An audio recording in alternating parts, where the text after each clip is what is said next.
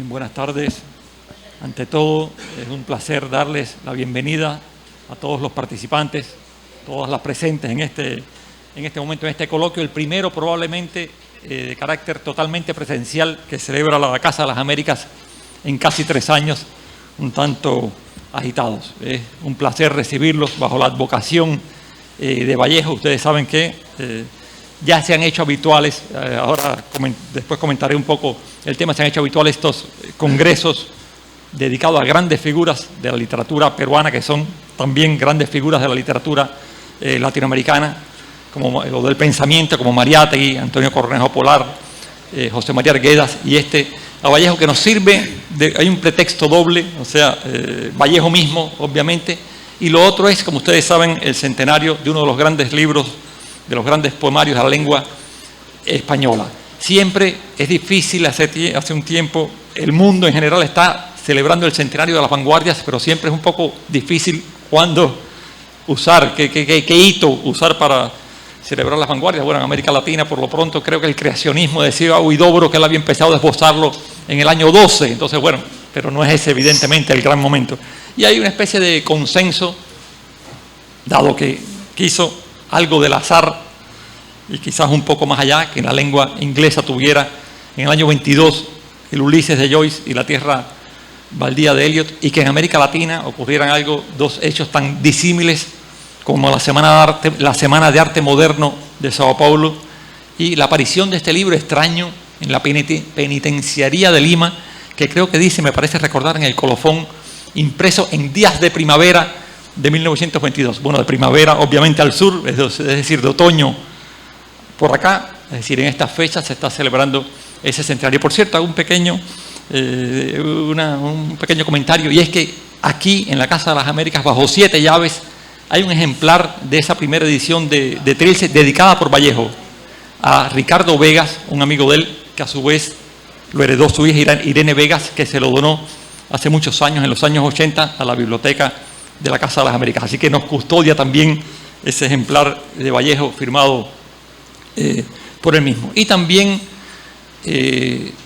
queríamos aprovechar la ocasión para celebrar, conmemorar el 50º de Catatay, el relato de Arguedas. No sé si ustedes sepan que lo publicó la Casa de las Américas en el año 76, junto con El Sueño del Pongo, en una edición bilingüe. Y me pregunto, no sé, lo sabrán los arguedianos, si a lo mejor fue la primera edición bilingüe de ese texto, porque aquí dice, la edición cubana dice, traducido del quechua por personas que vivían aquí. O sea, había varios quechua hablantes en Cuba, creo que en Radio Habana, Cuba, algo que lo tradujeron.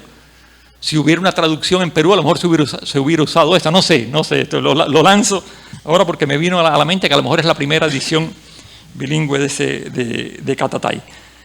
Bueno, yo creo que se impone agradecer, por supuesto, a todos los organizadores de este evento. Si ustedes miran el programa, ven que aparte de la Casa de las Américas está la Asociación Internacional de Peronistas, la Revista de Crítica Literaria Latinoamericana, la Embajada del Perú y la Huaca es Poesía. La Huaca es Poesía por primera vez está con nosotros en uno de estos eventos. Está aquí su líder, por decirlo de alguna manera, Rafael Hidalgo, que hablará más adelante.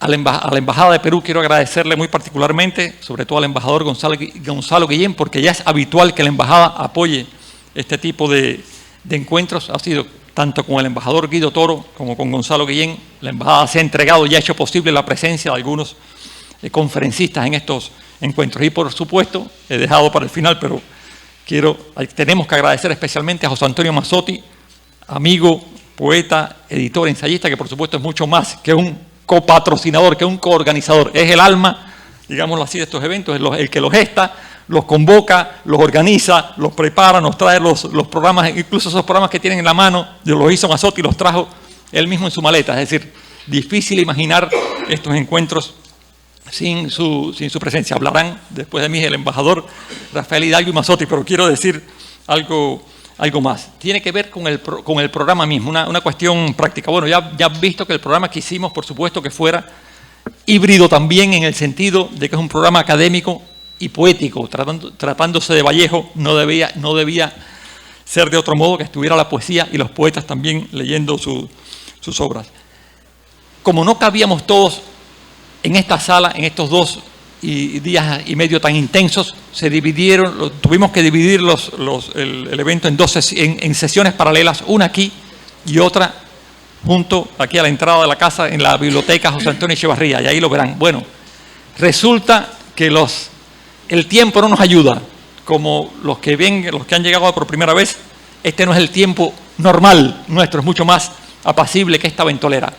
Hay una tormenta tropical acercándose al sur de la Florida, y normalmente lo que ocurre en el sur de la Florida nos afecta a nosotros. Es el caso de esta tormenta tropical, y nos han advertido que puede haber una entrada de mar. Aquí se puede poner la cosa muy fea con las entradas de mar. No va a ser el caso, pero si entra el mar un poquito, es posible que se inunde la biblioteca. Y si entonces, o sea, no que se inunde, lo he dicho de manera un poco terrible. Puede entrar el agua a la biblioteca y sería irresponsable no tener eso en cuenta. Por tanto, las sesiones que dicen Biblioteca José Antonio Echevarría se van a trasladar para el tercer piso, para la sala Che Guevara de esta propia casa. Ahí no va a llegar el mar de ninguna manera. Puede pasar cualquier cosa, incluso que se ahoguen los que están aquí, pero la sala Che Guevara, imposible. Entonces, a partir de mañana ya verán, todas estas sesiones de la biblioteca pasan para arriba. Solo dos cuestiones más. Una, que que de manera que no está en el programa, sí está prevista la presentación, Mazzotti lo prevé todo, la presentación de este libro, Volteando el siglo, 25 poetas peruanos, una coedición de la Casa de las Américas y la Revista de Crítica Literaria Latinoamericana, una preciosa edición en una colección de la Casa La Onda, que es la actualización, o sea, de alguna manera los bisnietos o tataranietos de Vallejo en este volumen. Pero no estaba prevista cuando hicimos el programa presentar también una edición de Trilce que ha hecho la Casa de las Américas, muy pequeñita, una edición popular, es una colección nueva que se llama Cuadernos de Caliban, que va por el 4º número y está saliendo en este momento de la imprenta Trilce. Lo aprovecharíamos para presentarlo también rápidamente ese día, pero bueno, para que ustedes lo puedan tener. Y bueno, antes de cerrar estas palabras que han sido ya muy largas, quiero por supuesto agradecer también a todos los presentes, pero particularmente al doctor Raúl Bueno Chávez, que nos dejará hoy oficialmente inaugurada con su conferencia este congreso, y a Miguel Pachas Almeida, que no ha llegado aún, llega mañana, pero que pronunciará la conferencia de clausura. Así que bueno, bienvenidos y bienvenidas todas y muchas gracias por su presencia.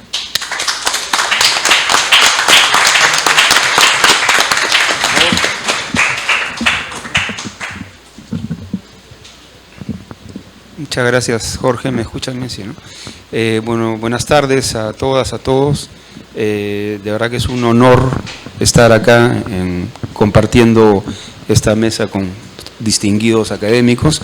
El tiempo apremia, así que no me extenderé mucho, voy a ser muy breve. Simplemente quería poner en contexto que este homenaje a los 100 años de Trilce se realiza dentro de un contexto histórico para el Perú, para las relaciones que hay entre Perú y Cuba, que son los 50 años del restablecimiento de relaciones diplomáticas entre nuestros dos países, ¿no? Que han sido marcados siempre por una relación de mutuo respeto, de consideración, y además también para el Perú, bueno, los peruanos lo saben muy bien, también se inscribe dentro de las celebraciones amplias del Bicentenario de la Independencia. La independencia del Perú fue un proceso, como todas estas gestas emancipadoras, que tiene un inicio, que es lo que se considera la fecha patria del Perú, que es el 28 de julio de 1821, pero que no concluye sino 3 años después, en 1824, luego de la batalla de Junín y Ayacucho. Ya no con San Martín, sino con Bolívar. Entonces todo este proceso es lo que en el Perú festejamos como Bicentenario de la Independencia. Entonces quería mencionar eso, que se inscribe también en este contexto, ¿no? En segundo lugar, quería agradecer muchísimo y felicitar a José Antonio Mazzotti. Como dice Jorge, de verdad José Antonio es el factotum de de este seminario. Él está detrás y delante también de todo este proceso, así que yo felicito a José Antonio de todo corazón y a la Asociación Internacional de Peruanistas. Igualmente a Rafael Hidalgo, que con su proyecto Huaca es Poesía ha logrado hacer algo o está logrando hacer algo que me parece maravilloso, que es darle vida a estos centros culturales y que se conviertan en lo que alguna vez fueron, ¿no? Un centro de encuentro vivo, ¿no? de nuestras culturas originarias, ¿no? Y finalmente, cómo no, agradecer a Casa de las Américas, como bien ha mencionado Jorge. Nosotros, como diríamos en el Perú, somos caseritos, ¿no? Estamos siempre vinculados acá con Casa de las Américas, y que de verdad creo que le saca lustre al título que tienen, que es la Casa de las Américas, ¿no? Donde confluyen todas las Américas en distintas y múltiples actividades. Es un centro de reflexión y de confluencia de toda nuestra región, ¿no? Y bueno, no voy a extenderme sobre las virtudes, la trascendencia, la importancia de Vallejo, porque todos ustedes conocen mejor que yo seguramente a Vallejo, sino simplemente lo que quería decir es, creo que la importancia para nosotros desde la perspectiva diplomática, ¿no? Yo siempre digo, nosotros intentamos establecer vínculos entre los países de distinto tipo, comercial, político, cultural, desde una perspectiva, porque es nuestra labor enmarcada en acontecimientos de alguna manera oficiales, ¿no? Pero yo siempre digo que los verdaderos vínculos entre los países se dan más allá o antes, se dan a través de las propias poblaciones, se dan a través fundamentalmente de los artistas, que son los que transmiten el alma de los pueblos, ¿no? Y sobre todo los poetas, por supuesto. Entonces, en ese sentido, creo que es valiosísimo este tipo de iniciativas, porque nos acercan aún más como pueblos, como naciones, ¿no? Simplemente, bueno, quería mencionar eso y agradecer, obviamente, la participación de todos ustedes, y cedo la palabra ahora a Rafael. Gracias.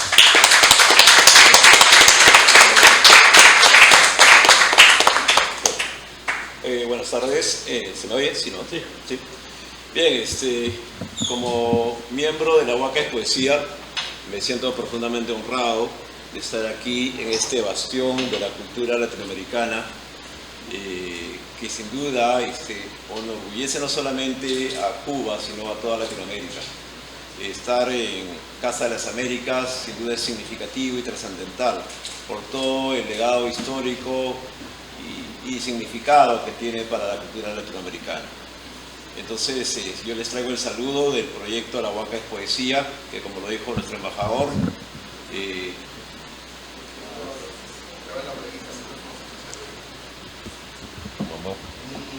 ¿por qué no lo haces tú? Hola. Ya, hola, ahí, ya. Bien, bueno, les decía que nos sentimos profundamente honrados de estar aquí en este bastión de la cultura latinoamericana, que es Casa de las Américas.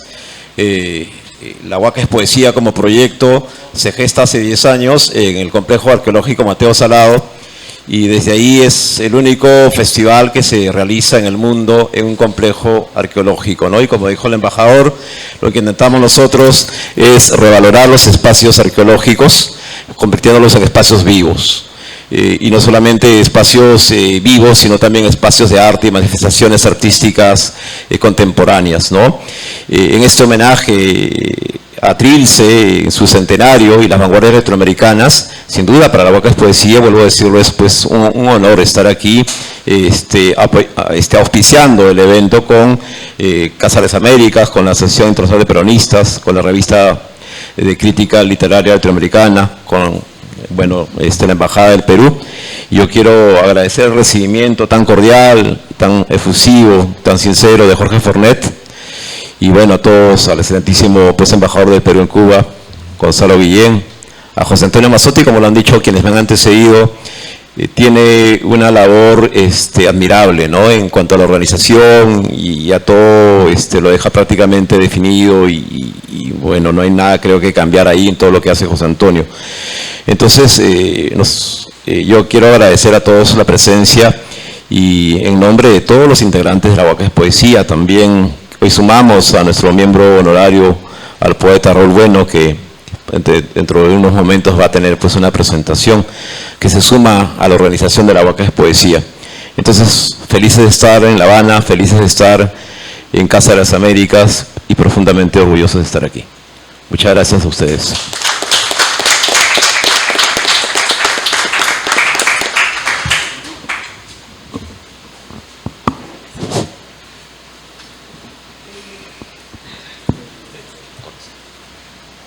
Muchas gracias a todos por estar aquí. Sobra repetir que es un honor y sobre todo una alegría encontrarnos en este recinto tan emblemático, tan importante en la realidad y en el imaginario de las culturas latinoamericanas, ¿no? Casa de las Américas ha sido y sigue siendo una institución modelo en cuanto a la promoción, difusión, investigación de todo lo que tenga que ver con las culturas latinoamericanas, que son finalmente lo que significa el pilar de nuestras identidades. De este modo, este congreso sobre Trilce y las vanguardias latinoamericanas forma parte de un conglomerado mucho más amplio que ya han mencionado antes Jorge Fornet, así como el embajador Gonzalo Guillén y Rafael Hidalgo. Tiene que ver con la difusión, la promoción de las culturas peruanas y en este caso particular de la poesía, no solamente peruana, porque Vallejo es mucho más que el Perú, como sabemos, ¿no? Vallejo, como decía, es, parafraseando uno de sus versos en Poemas Humanos, un poeta al pie del orbe, ¿no? Y todos aquí nos adherimos a esta celebración, que es básicamente lo que estamos haciendo al conmemorar 100 años de este libro, como mencionó Jorge, aparecido en los talleres tipográficos de la Penitenciaría de Lima en la primavera de 1922.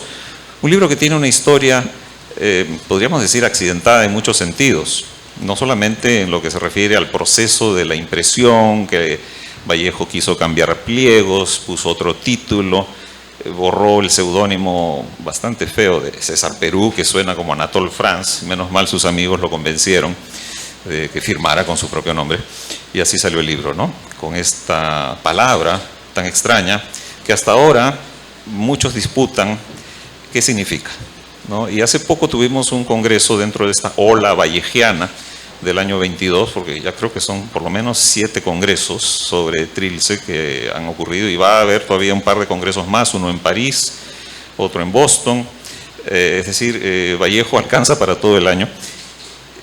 Trilce es un término que desde el principio llamó mucho la atención, porque como dice el crítico Alejandro Bravo, es una palabra que se amolda perfectamente a la morfología del idioma. Parece una palabra real, una palabra del español, y claro, lo primero que viene a la mente es dulce. Entonces, triste y dulce. Trujillo y Lima, cárcel estuve. Hay distintas teorías, ¿no? Cabalísticas, anagramáticas.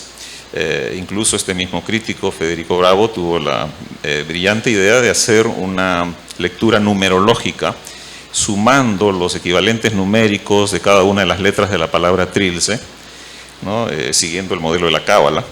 O sea, a la A corresponde el número 1, a la B el número 2, etc. Sumando las equivalencias numéricas de Trilce tenemos el número 77, que es el número de los poemas del libro. Y además es el número que se menciona, el número 7, en el Antiguo Testamento. Bueno, no sabemos bien si Vallejo pensó todo esto o es una pura coincidencia. Hace poco yo propuse otra interpretación. Mi ponencia es el viernes y va a ser sobre Arguedas, así que simplemente les cuento esto a manera de anécdota. Y es que Trilce podría ser el anagrama incompleto de los nombres de Otilia Villanueva González, que fue la novia con la que él estuvo en aquellos años, 18, 19, cuando empieza a escribir el libro, y César, ¿no? 3 letras de Otilia, 3 letras de César, mezcladas. ¿Por qué? Porque el libro tiene muchos temas. Se ha hablado mucho de la cárcel, de la orfandad, de la pobreza, de la injusticia, de la sexualidad, pero hay un hilo común que une una buena cantidad de los poemas de Trilce, que es el tema de la frustración del nacimiento de un posible hijo que César Vallejo y Otilia Villanueva hubieran podido tener. Entonces, bueno, el argumento es bastante más amplio, más complejo, pero se resume en la idea de que Trilce podría ser el discurso y a la vez el homenaje del nonato, ¿no? Bueno, ¿por qué les cuento esto? Porque Trilce sigue generando lecturas. Y la definición de un clásico, desde la Ilíada y la Odisea, el Quijote, Ulises, etc., es que ofrece lecturas en cada generación. Son libros que no envejecen nunca. Son libros que pueden leerse de distintas maneras según pase el tiempo. Y Trilce es un clásico de la poesía en español, ya no solo en peruana. De hecho, mencionando, como decía el embajador Guillén, este es el contexto del bicentenario histórico, político del Perú. Podríamos añadir modestamente que es el centenario de la independencia poética peruana y quizá latinoamericana, más allá de Rubén Darío. Podríamos jugar con estas ideas, sin duda, pero Trilce tiene esa importancia, tiene una importancia inigualable en la historia de la poesía en el Perú y en América Latina y en el ámbito de las letras en español en general. De modo que no estamos aquí ante un hecho irrelevante o prescindible del desarrollo cultural de las Américas, sino ante un verdadero monumento del lenguaje, una ampliación de las perspectivas de lo que es la subjetividad humana y las perspectivas desde el contexto latinoamericano.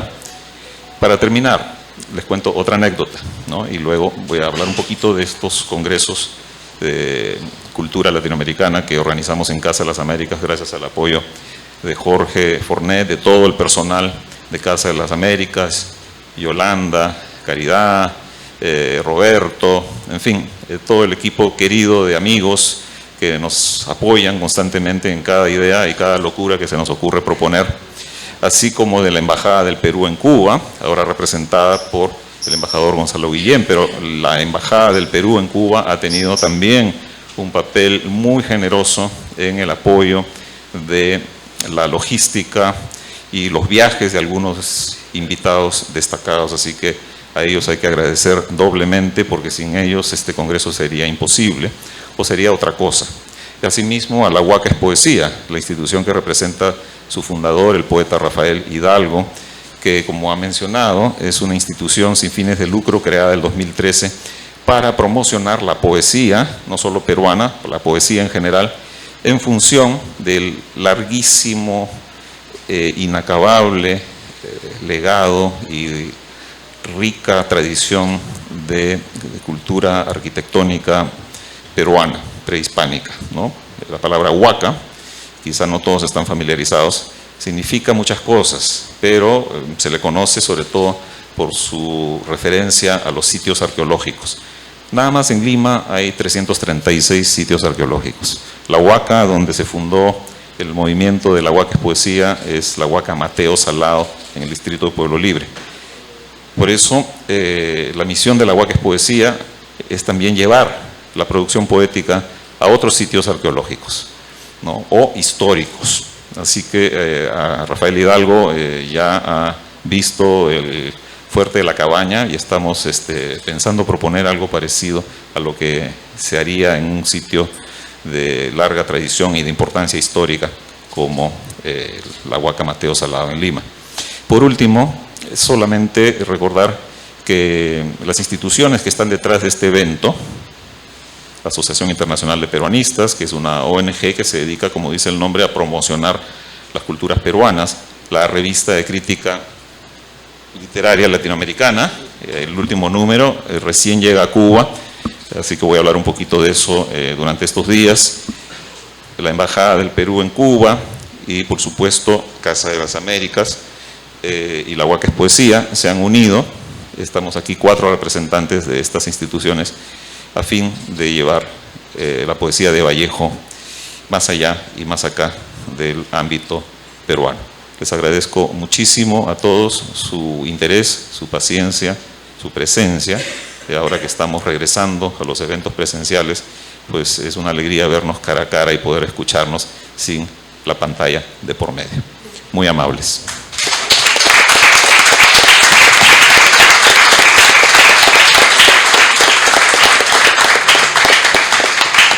Sí, bueno, de inmediatamente nosotros nos retiramos. Se queda acá Mazzotti, que presentará al doctor Raúl Bueno para su conferencia inaugural.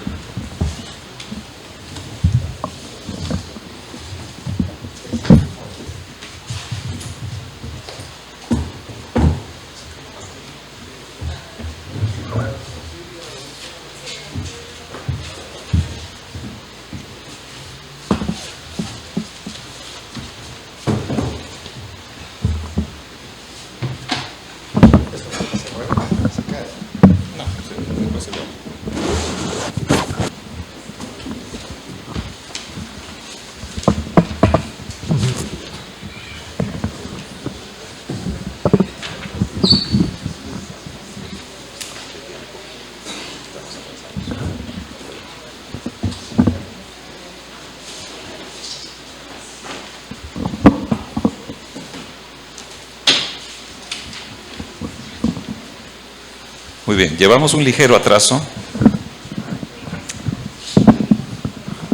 Gracias. Sí, decía que como es normal en los congresos hay un ligero atraso, pero no queremos que se convierta en un atraso mayúsculo, así que voy a ser breve, ya que nuestro conferencista inaugural, el doctor Raúl Bueno Chávez, es bastante conocido en Casa de las Américas. Desde hace muchos años él ha visitado esta institución, incluso ha recibido la distinción más alta del premio de ensayo, el premio especial de ensayo Ezequiel Martínez Estrada, del año 2012, y es autor de numerosos libros de teoría y crítica literaria, algunos de ellos directamente relacionados con Vallejo. Fue mi profesor desde el año 78, imagínense, ¿no?, en San Marcos, donde recuerdo con mucha claridad su interpretación de Idilio Muerto, en el primer libro de Vallejo, Los Heraldos Negros, y del poema 2 de Trilce, ¿no? Tiempo, tiempo, mediodía, estancado entre relentes. Raúl Bueno me enseñó a leer poesía con la sofisticación de un aparato crítico riguroso y original, y eso es lo que siempre ha ofrecido a lo largo de todas estas décadas de enseñanza, que ha brindado de manera muy generosa a sus muchísimos estudiantes peruanos, norteamericanos, franceses, argentinos, que son países en los que Raúl Bueno ha enseñado. Además de eso, Raúl, como saben los conocedores, es un excelente poeta. En el Perú se le clasificaría como miembro de la generación del 68. Su primer libro, Viaje de Argos, se deja leer muy bien, después de casi 60 años. Y hace poco, bueno, hace unos pocos años, recopiló su obra poética completa bajo el título de Ensayo General, pero ha seguido publicando poesía. Vamos a tener el placer de escucharlo más tarde en el primer recital de homenaje a César Vallejo, que viene justamente inmediatamente después de la conferencia de Raúl Bueno, que, como ven en el programa, se titula Trilce y la semiosis ilimitada. De modo que le damos la palabra a Raúl Bueno y una bienvenida muy calurosa, agradecidos por tu presencia.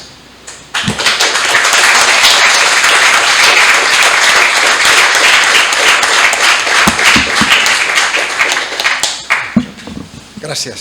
Y yo voy a dejar a Raúl para no robarle escenario. Gracias. Bueno, en principio agradezco a José Antonio, a sus palabras, y agradezco también a todas las instituciones que hacen posible que yo esté una vez más en este lugar tan querido, que me dignifica y que de algún modo también me iba a utilizar la palabra humildose de Vallejo, pero no me sale, me pone en situación de humildad y de respeto. Agradecer a las instituciones que hacen posible este evento, ¿no?, a todas, y sin más entro a leer lo que he preparado, que no es mucho, pero ahí va. Voy a comenzar con lo que dijo José Antonio al iniciar su intervención hace un momento. Dijo, no hay lectura que agote Trilce. Hago mía la expresión. Y sigo. Ni siquiera el conjunto de lecturas que ha sumado interpretantes a todo nivel y extensión agota las posibilidades de sentido del libro.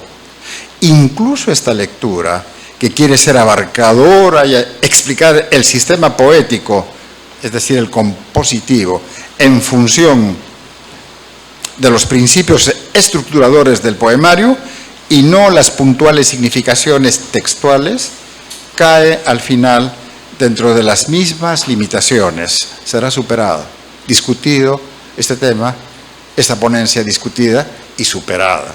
Eso espero. Es que Trilce relativiza, extraña y distancia entre sí los significados para abrir en cada enigmático poema, dependiendo de las distintas circunstancias y habilidades lectoras, copiosas resonancias de sentido, a las que llamamos comúnmente connotaciones, que se vuelven signos de otras resonancias que a su vez, etc. Esta ilimitada apertura del sentido proviene de condiciones tales como su hermetismo, es obvio, absurdismo y agramaticalidad. Nos vamos a referir a ellas, pero también, por venir al caso, a condiciones de las que no se ha hablado mucho, como las inclinaciones del libro hacia lo grotesco, el ensimismamiento y la tensión enunciativa. El primer punto es lectura musical de Trilce y tiene un epígrafe. Este piano viaja para adentro. Y es de Trilce 44. Un aforismo atribuido a Heine puede ilustrar bien la función del hermetismo del Trilce y, de paso, de la intención central de este trabajo. Dice Heinrich Heine, allí donde las palabras fallan, comienza la música.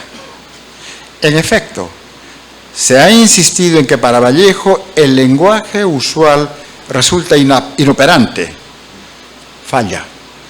De modo que el poeta se ve en la necesidad de desmontarlo, recomponerlo e incluso forzarlo.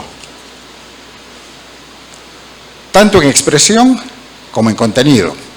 En el proceso roza la zona de lo ininteligible. Su poesía gana en intensidad y en provocaciones al lector, pero a costa de hacer opaca la significación. Así, su poesía se vuelve musical, valga la expresión.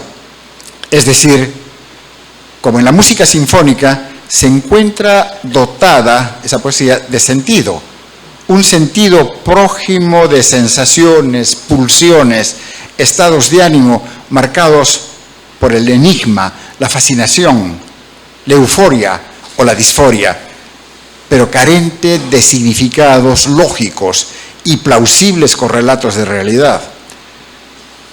Entonces, el valor que le atribuimos, en especial a Trilce, que ahora nos ocupa, está a menudo ligada a una corriente escénica que no es necesariamente narrativa ni argumentativa, aunque acoja fórmulas de lo prosaico como un poco más de consideración o a ver.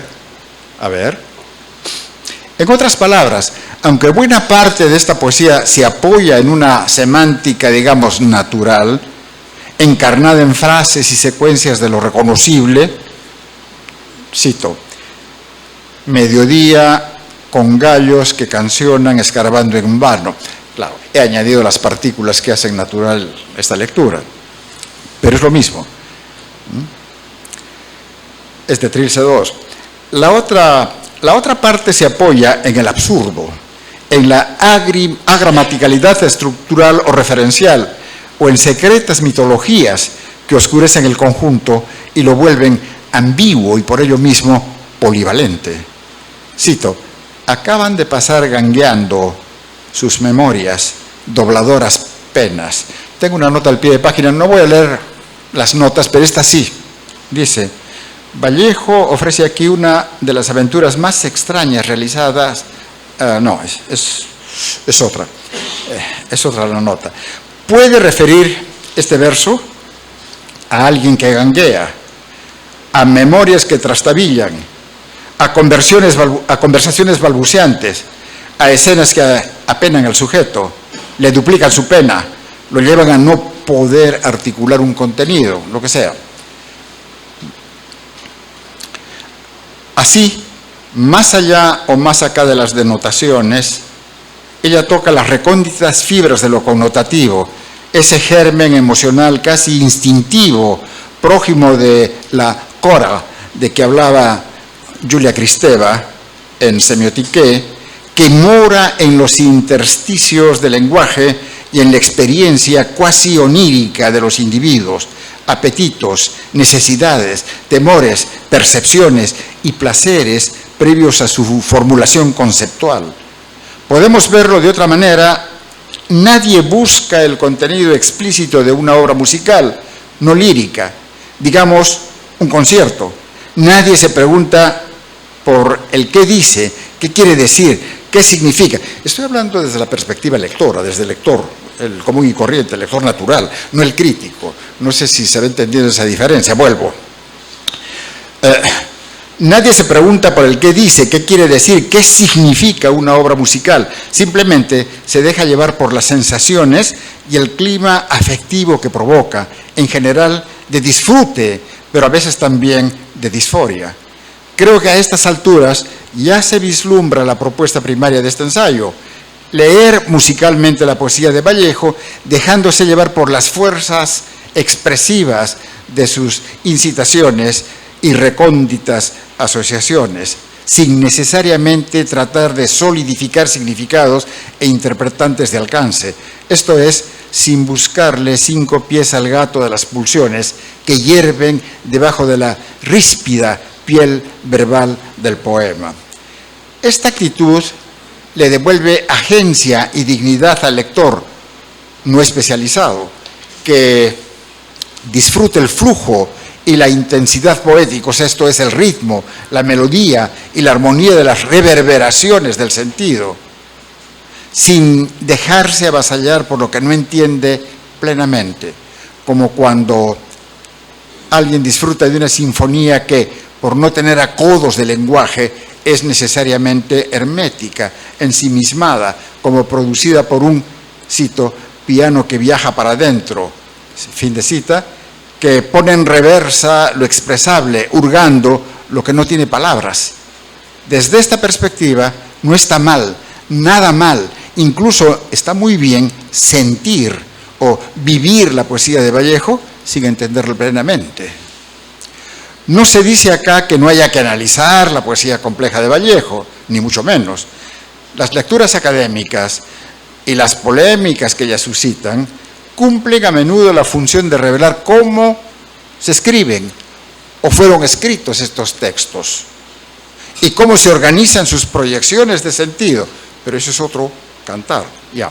Sin embargo, en no pocas ocasiones, los estudiosos y lectores más enterados nos hemos empeñado en conferirle a rajatabla una coherencia semántico-discursiva y, por ende, un orden de entendimiento a la abstrusa escritura poética de este autor, en busca de la verdad, y cito, acertada, alguien dijo, y cito, deslumbrante, sin dejar que el hermetismo sea su virtud y su placer, y sin vacilar una lectura casual que invite a una explosión ciertamente inarticulada, pero explosión de los sentidos.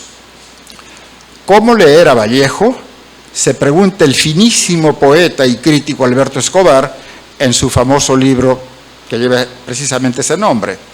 Y aunque su análisis traza coordenadas básicas de lectura, como las circunstancias de la cárcel, la naturaleza del tiempo y los usos del lenguaje en el caso de Trilce, que afianzan algunos entendimientos fiables de la poesía hermética de Vallejo, todavía ese afán de descifrar la letra y los intersticios de la letra, y no la música de los conjuntos, deja zonas de incertidumbre y hasta crea espacios conjeturales. Cito: ¿qué debe entenderse en estos versos?, se pregunta el crítico en cuestión, en relación a Trilce 59. Y luego, cito: ¿podría acaso vislumbrarse una alusión al instinto sexual? Fin de cita. Puede ser y no puede ser. Lo presiente el mismo Escobar, que organiza sus hipótesis con marcadores de posibilidad e incertidumbre, como palabras condicionales, subjuntivos y adverbios de acercamiento. Cito: si nuestra interpretación se aproxima al verdadero sentido de estos versos, y sigue, ¿no? Y aunque es cierto que en este poema el factor central es el tiempo abstracto, llamémoslo así para diferenciarlo de lo que acá sigue, y su impacto en la sensibilidad del yo poético, es igualmente cierto, aunque Escobar no lo advierta, que ahí también está en condición protagónica su correlato material de hechura humana, esto es, el reloj, los relojes. El poema, en efecto, incluye, y cito, esfera, y luego vuelta sin parar un segundo, y cito, gira la esfera, y vuelvo a citar, vuelta y vuelta. Expresiones que relegan a otros planos de imaginación o de experiencia el sentido de huida de la formalización matrimonial de una relación de pareja dominada por lo sexual, el apetito, dice Escobar, que se le asigna al poema. La lectura de Martos y Villanueva va por la misma vía de la necesidad de romper la relación amorosa, aunque con muy poca función del tiempo y sin percatarse de la presencia del reloj. En esta versión, la tiranía inexorable del tiempo pasa a ser dependencia menor de su anécdota y no al embés, como obligaría una lectura acertada del poema a la hora en que nos ponemos a indagar por sus verdades deslumbrantes.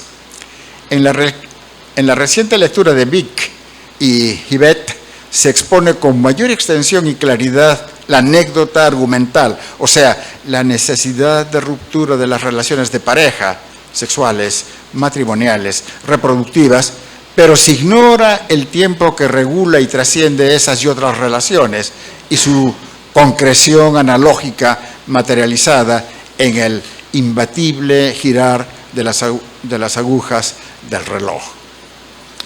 En el fondo, no estamos en desacuerdo con estas y otras lecturas surgidas en el ciclo del sexo y las relaciones de pareja a lo largo de Trilce, como tampoco estamos en desacuerdo con las explicaciones casi puntuales que nos dan los críticos sobre funciones y entidades como defecar, comer, vestir, la ciudad, los números, la libertad y otras actualizadas por el libro. Simplemente ocurre que las encontramos algo encasilladas y hasta enfáticas, de modo que dejan poca inventiva al lector a sus experiencias de vida, sus preferencias y rechazos, su base semiótica, su cora y sus particulares modos de asociar sentidos. Ópera aperta, sabemos, de Umberto Eco, enseñaba, ¿no?, que lo abierto es la condición de la obra moderna, de la poesía vanguardista en particular, que deja cabos sueltos de significación y de sentido a fin de que el lector pueda atarlo según sus inclinaciones. La lectura de Trilce de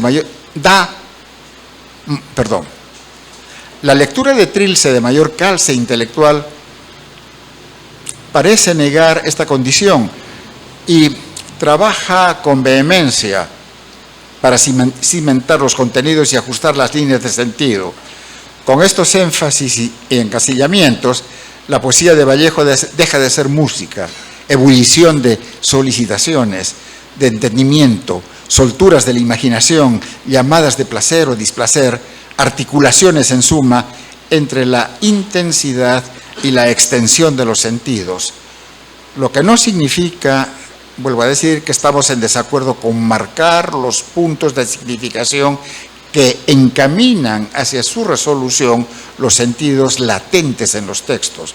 En invitación similar a trazar las líneas que unen ciertos puntos en las revistas, en los periódicos, a fin de revelar una figura. Así, por ejemplo, en el caso de Trilce 59, que nos ocupó anteriormente, bastaría que la invitación a la lectura del texto esboce ciertos nódulos básicos de comprensión, como tiranía del tiempo y luego relaciones de pareja, para que se produzcan las reverberaciones del sentido que el lector, desde sus circunstancias personales, sienta pertinentes. Insistimos, el lector no tiene que entenderlo todo y por consiguiente no tiene por qué sentirse disminuido si no llega al cabal sentido de un texto vallejiano. En suma, la lectura musical de esta poesía no puede ni debe ignorar las llamadas del lenguaje textual, pero tampoco puede festinarlo al punto de atribuirle al poema cualquier disparate. Hay pues que respetar la condición hermética de estos textos, al mismo tiempo que las sugerencias que emanan de sus enigmas. Estoy teniendo dificultades con este par de anteojos que son nuevos. Ustedes se han dado cuenta. Yo sé leer un poco más rápido y más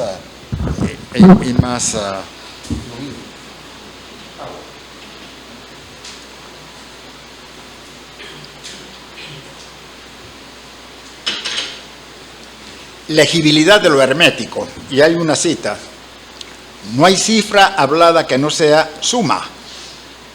Esto es de Poemas Humanos, Intensidad y Altura.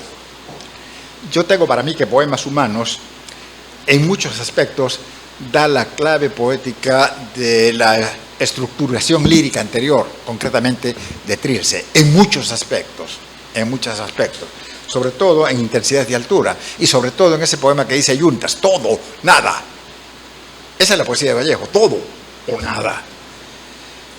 Pues bien, más allá de la cita, del epígrafe, en un reciente libro del teórico español Luis Beltrán Almería, se sostiene que la metáfora de la modernidad es el simbolismo. Repito, estoy leyendo mal. Se sostiene que la estética de la modernidad es el simbolismo, no el simbolismo antiguo de significación primaria y tribal, sino el moderno, de proyecciones a la vez universal e individual, que destaca el dominio del hombre sobre el mundo, que suele interpretarse como realismo, porque, y cito, trata la actualidad y el pasado reciente como materia estética y a la vez como materia histórica. Fin de cita. Postula ahí que son tres los soportes fundamentales de este simbolismo: el hermetismo, el humorismo y el ensimismamiento. El primero, obviamente, refiere a la complejidad significativa de muchas obras modernas, especialmente Trilce. El segundo, el humorismo, a la estética de lo bajo, de lo popular, de lo oral, del cuerpo y sus funciones. Y el tercero, al proceso de individualización, estoy citando, que es la clave de la era moderna. Efectivamente, la literatura moderna, el arte moderno, individualiza, es yo ante todo, pero no yo representante de algo genérico, de simbolizaciones o de sentimientos o de imaginación de otros, no yo representando a otros, yo por mí mismo, por mis propias pulsiones, mi propia experiencia, mi vida, en todo sentido, en lo alto y en lo bajo.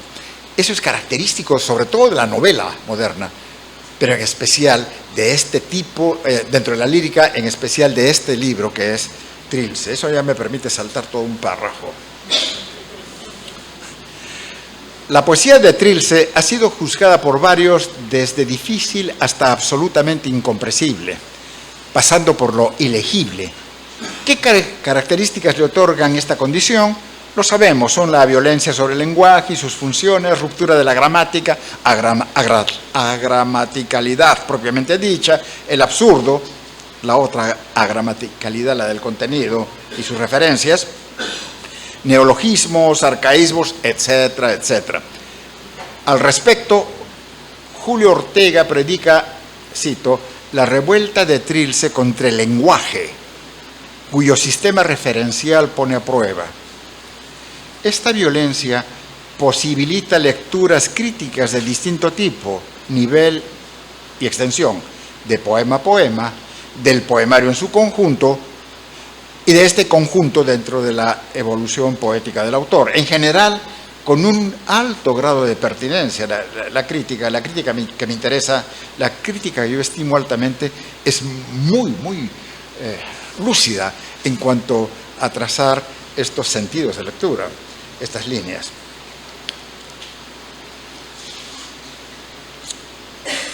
Alberto Escobar, expresando que su versión es tentativa y sujeta a otras comprobaciones, sin embargo,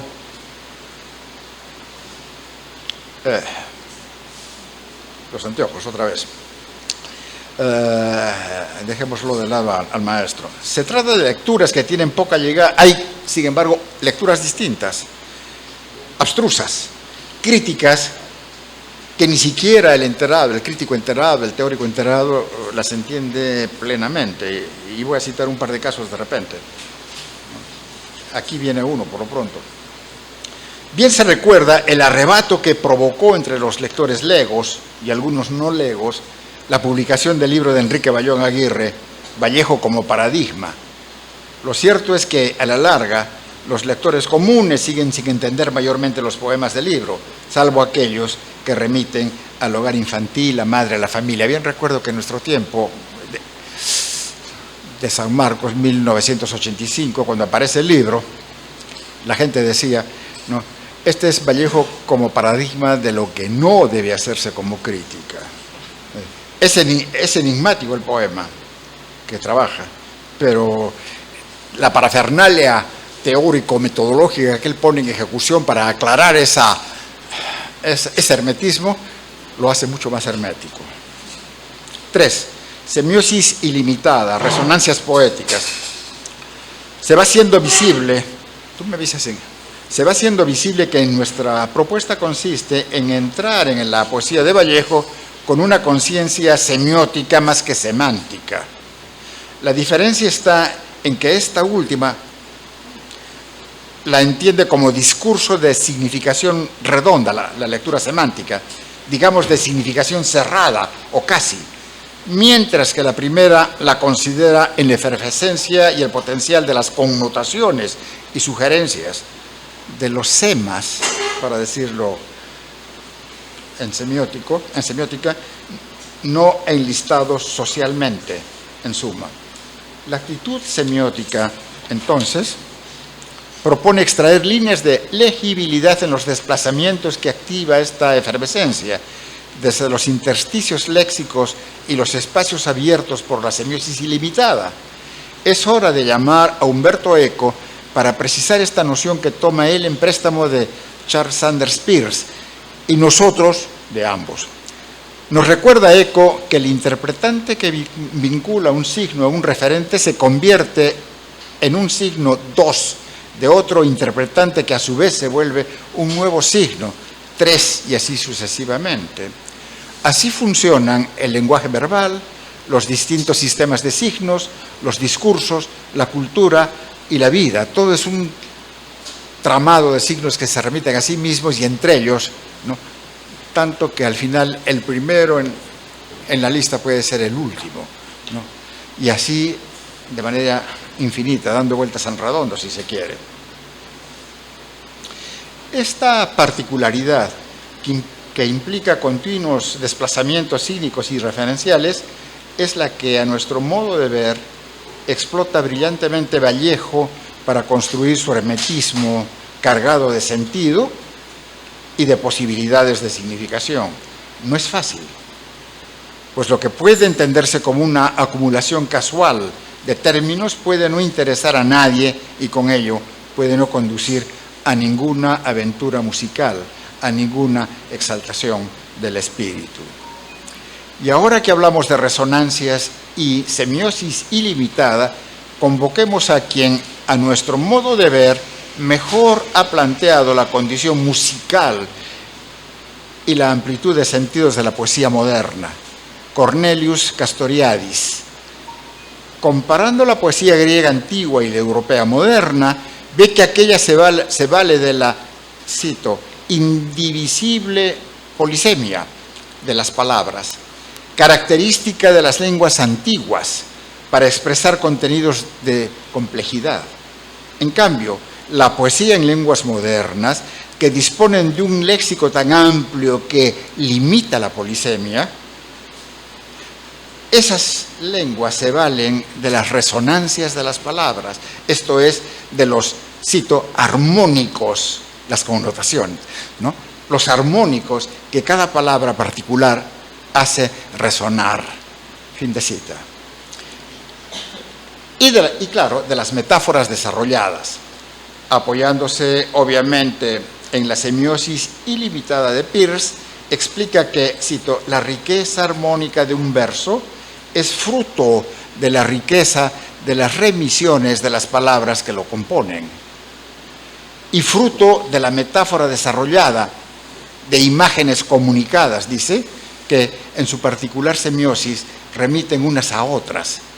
Al respecto, considérese el caso de Trilce XIV. Hablo tanta teoría que tengo que meter aquí alguna explicación puntual. ¿No?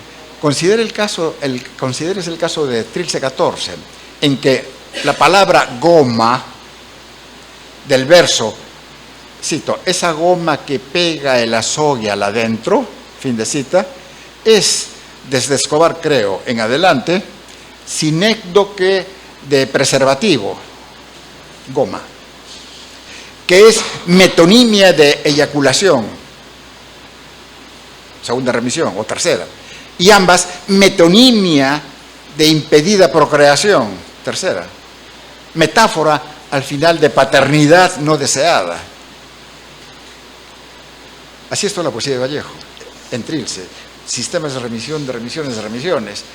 Y claro, en algunas de esas remisiones se pierde el lector. Está bien que se pierda, con tal de que sienta la fuerza de las pulsiones de sentido que ahí laten. Y eso es lo que fascina. Les voy a contar un caso, aunque no lea el resto. Yo era secretario de la Casa de la Cultura de Arequipa cuando llegó una recitadora argentina extraordinaria, Berta Singerman, que leía poesía a su manera. Y leyó el poema segundo de Trilce. Desde entonces yo ando enamorado de ese poema. Lo leyó con tal pasión, con tal fuerza, que era música, una música intensa, potente, que no se entendía. Era todavía mucho más enigmática en esa lectura, y sin embargo nos levantaba, nos abofeteaba, nos tiraba al suelo y nos volvía a reconstruir como lectores y espectadoras de aquello. Esa es la poesía de Vallejo. Esa es la intención que yo quiero recuperar aquí para esta lectura. No tenemos que entenderlo todo, señores. Para eso están los críticos, y que hagan lo que hagan. Lo hacen bien, en general lo hacen muy bien. Pero que no nos vendan otros la idea de que tenemos que entenderlo todo. No necesariamente. Se pierde la música. No voy a leer las objeciones a mi modelo. Las van a encontrar cuando se publique. Ya yo las tengo previstas y tengo las defensas, pero salto para hacerme un favor a mí mismo, porque ya he visto que no vocalizo tan bien. Hablo mejor, pero no tengo la cosa de memoria. ¿De qué naturaleza es la dispersión de las resonancias de Trilce? Adelantemos que no son de lo meramente contemplado, como imágenes detenidas, atadas a la percepción y a los sentidos, a manera de los poemas simbolistas de Guren. Lo que se ve, la fotografía prácticamente de la poesía, las fotografías de Guren, o de los poemas ultraicos de Jorge Luis Borges, esos de Fervor de Buenos Aires. Imágenes, patios, casas, hermosas, pero solo imágenes. Son de otra índole. Y creo que esta es una condición importante, ¿no?, de la poesía de Vallejo, y especialmente de esta poesía, Trilce. Se dice aquí, son resonancias no de lo contemplado, sino de lo acaecido o por acaecer, de lo que va a suceder, o de lo que sucede, o lo que ya sucedió. Es decir, hay ocurrencias, acciones y sujetos de acción en estos núcleos de resonancia de Vallejo, para decirlo en simple, en las bases textuales hay clara tendencia a los verbos, como se ve en Trilce 15, dormir, sentarse, caminar, leer, etc. Y la presencia de un protagonista, yo, en la función de mayor importancia. Dice, me he puesto a recordar. En esto quizá radique una de las diferencias importantes con las escuelas de vanguardia de la época. Bueno, Huidobro es un caso aparte, ¿no? Obviamente.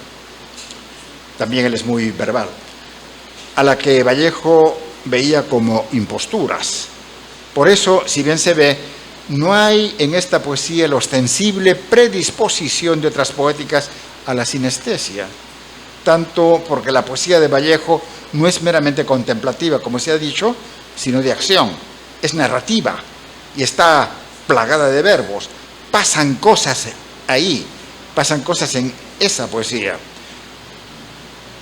Y pongo unos ejemplos, pero los mostraré después, porque cuando no hay allí confusión de sentidos, percepciones y significaciones, sino una oferta de contenidos posibles, oferta abierta a las elecciones lectoras, ¿no? Y no sé cómo me iba la entonación, tampoco las metáforas de términos alejados, caras al cubismo y al surrealismo, están allí. Pues las bases textuales de Vallejo están no tanto para crear símiles pictóricos, sino para hacer que las resonancias, imágenes, acciones, ideas, afectos, repito, produzcan lo que llamamos aquí, de modo tentativo, una memoria híbrida, infusa de sugerencias textuales y de alcances personales debidos a la experiencia y a las inclinaciones del lector.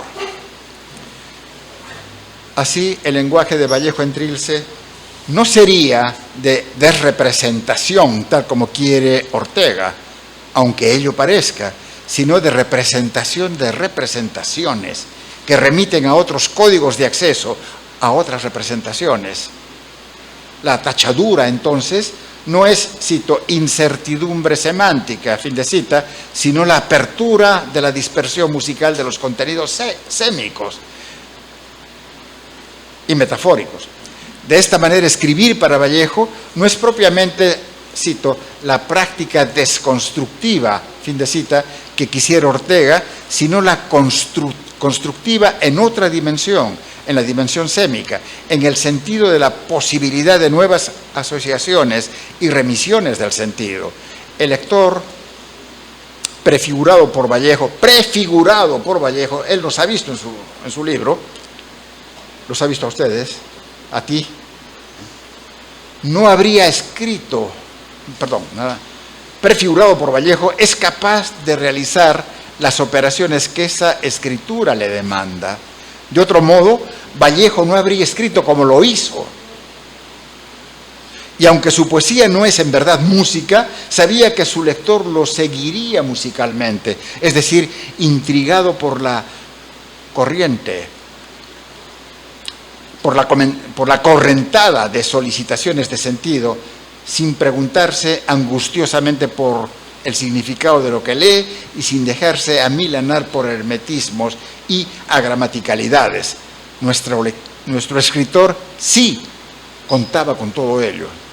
Y contaba también, como recurso de partida, con esa semiosis elemental proprioceptiva que está presente en todos los seres humanos. Es la que comienza en el cuerpo y las percepciones y continúa en una semiosis espacial, exteroceptiva, que vincula el cuerpo al lugar circundante. Yo, aquí, ahora,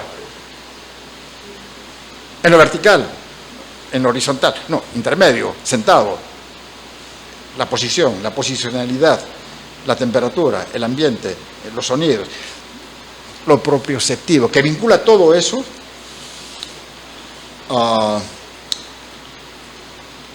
al texto. Entonces, los poemas y el libro de que forman parte enlistan los rasgos de sentido y los signos del momento de la escritura y de la lectura, claro está, desde los que avisan de la posesión del cuerpo, mi cuerpo, mis funciones, hasta los que vinculan este cuerpo a un lugar las cosas en torno, las percepciones todas que aportan los sentidos del cuerpo, la posición y el estado del sujeto en el lugar y en el tiempo.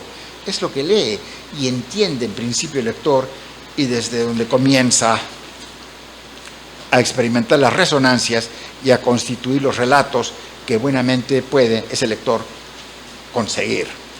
Luego vienen las narrativas que tales bases del sentido promueven, comenzando por las de la instancia enunciativa, las que más resuenan en su experiencia, el afecto inquebrantable hacia su madre, por ejemplo, continuando con las que su habilidad lectora puede desprender, y adoptando o dudando de las que le llegan de los lectores más enterados y, claro, de los críticos profesionales. Voy terminando. Biografismo, ensimismamiento, desambiguación. Otro nivel de acuerdo simpático con el lector es el biografismo ensimismado del poemario. El conjunto es, sin duda, lírico, pero a diferencia de la lírica convencional, que representa mayormente estados del alma, en Trilce hay mucho más que eso. Hay una enorme base autobiográfica, ya lo señalaba el crítico José Antonio Mazzotti muy bien a su momento, en la que aparecen masivamente situaciones de la vida real del autor, como el hogar de la infancia, su educación sentimental, la diversidad de sus amoríos, algunos de ellos francamente ilegítimos y prohibidos, una variedad de escenas sexuales, incluido el onanismo, posibilidades matrimoniales, un probable aborto, la cárcel, etcétera, que hacen de esta escritura una verdadera narración, casi una novela en escenas y estampas. Pero se lee pudor y se lee también la necesidad de guardar respetos y confidencialidad hacia personas reales, allí incluidas. Entonces se da el ocultamiento de identidades y formas de realidad, el borroneo y la sustitución de palabras por expresiones más difíciles o más enigmáticas, incluso de ellas inasibles. Todo lo cual es alimento para el hermetismo vallejiano que la crítica ha querido y a veces ha logrado desmontar. Mijaíl Bakhtin, al hablar sobre la risa rabelesiana fundada en el folclore y la cultura baja, propone una variedad de series temáticas que se entrecruzan en la imaginaría popular. Ahora que leo estas series, por favor, piensen en Trilce, piensen intensamente en Trilce. La serie del cuerpo humano desde el punto de vista anatómico y fisiológico. 2. La serie de la vestimenta, el traje que vestí mañana. 3. La serie de la comida, taones, tuosa de aquellos mis bizcochos. 4. La serie de la bebida y la borrachera, tachen eso. 5. La serie sexual, la cópula, multiplíquenlo. 6. La serie de la muerte, claro, como no, como posibilidad. 7. La serie de los excrementos. El primer poema, aquí ya sé que el profesor Mazzotti discute esta lectura, pero también está allí, hay algo que afianza esa noción. Y otros poemas, además están los excrementos de los alcatraces, el guano que dio tanta riqueza en el siglo XIX a Perú, etcétera, etcétera, un abono, un fertilizante, etcétera, etcétera. Todo eso está, de los excrementos. Son conocidas también como las series de lo grotesco, esas series, y están destinadas a destruir la jerarquía de valores establecidos, dice Beltrán Almería, hasta descender lo alto, dice Bakhtin, y ascender lo bajo. Ahora sí, asombrosamente resulta que en Trilce se dan en abundancia casi todas estas series, a excepción, como dijimos, del alcohol, y la crítica vallejista las ha destacado con buen criterio, adosándolas a diferentes funciones. La más obvia es la desambiguación de lo hermético por vías de los tópicos que el pueblo entiende bien, porque con ellos conviven relaciones de costumbre y familiaridad. Lo tengo que decir mejor. Lo que pasa es lo siguiente: hay tanto hermetismo en Vallejo que cuando encontramos estas situaciones, comer, vestir, orinar, excrementar, abortar, tener sexo, De pronto tenemos marcadores de sentido que hacen que el lector se sienta cómodo. Esto sí lo conozco, esto es mío, lo entiendo, lo vivo. Y a partir de esto construyo la efervescencia musical que aquí se va planteando, que Vallejo quiso instalar en su texto.